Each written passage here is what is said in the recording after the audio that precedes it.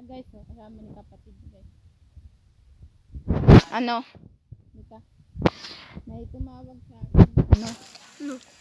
Ano daw? O, ba't ka nakasot ang brief? Hayaan mo yan para sabihin mahirap tayo. Huwag ka maingay. Stay put ka lang. Sabi kasi, nagtawag sa akin kasi, daw ng pantawid. Kailangan mahirap tayo talaga. Ipakita mo natin na Tignan nyo guys. Ito na nga kami. Ayan na nga siya. Kumakain nga lang siya ng kamyas. Ay, mama. Kakaya. Stay put ka lang. Mama kasi. Hindi ka dito. Paano kasi? Kasi. Kaya sabi ko, kumakain lang siya ng kamyas. Wala na kami makain. Mama, Tignan niyo nakakaya ka. Hindi nga eh. Para tawagin nga tayo sa pantawid. Totoo yan, ha? Oo, totoo. Tapos, guys, tignan nyo guys, si Pia guys.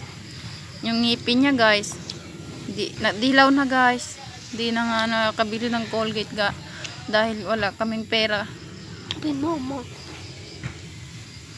Ay, akong kulit. Tapos guys, ganyan nga. Sana maawa kayo. Kasi, ganyan yung buhay namin. Kamyas na lang kinakain namin. Ganyan guys. Kaya sana maawa na lang kayo. Ganyan na lang siya. Kaya payat nga na siya eh. Ganyan yan siya.